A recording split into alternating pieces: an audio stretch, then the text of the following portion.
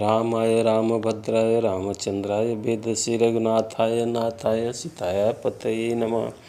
अयोध्या जी में राजा दशरथ का शासन है। गुरुदेव वशिष्ठ जी के अगुवाई में देख रेख में श्रृंगी ऋषि पुत्र कामेष्ठी यज्ञ कर रहे हैं। जजमान महाराज दशरथ जी और तीनों रानी। 60,000 साल हो गया विवाह का, 3 पत्नी है, लेकिन अभी तक इनको पुत्र प्राप्ति नहीं हुआ था।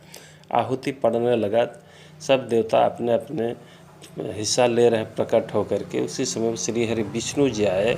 सब देवता प्रणाम करके बोले, हे प्रभु, हम लोग को रावण के अत्याचार से बचा लीजिए।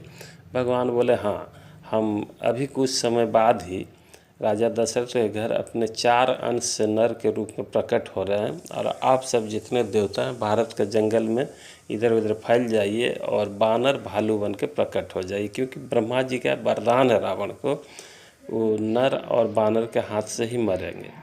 और ऐसा ही हुआ।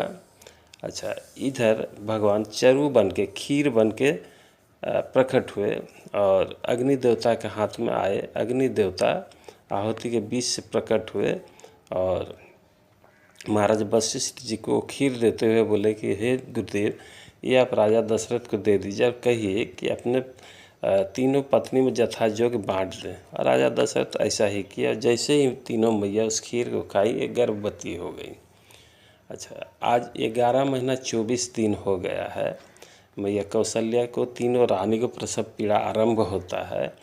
अपने कक्ष में मैया देखती है कि अचानक एक नीला सा प्रकाश प्रकट हुआ, और उसी में किरीट कुंडलधारी, पीताम्बरधारी, बनमालाधारी श्री हरि विष्णु जी शंख चक्र गदा कमल लेकर प्रकट हुए। मैया बोली कि प्रभु, ये क्या, आप तो वरदान दिए हैं ना कि पुत्र बन के आएंगे, शिशु बन के आएंगे। आप तो जगत पिता बन के आ गए, आपका स्वागत है, लेकिन है ना, इस रूप का आप त्याग दीजिए और शिशु बन जाइए। और इतना ही नहीं, आप रोइए।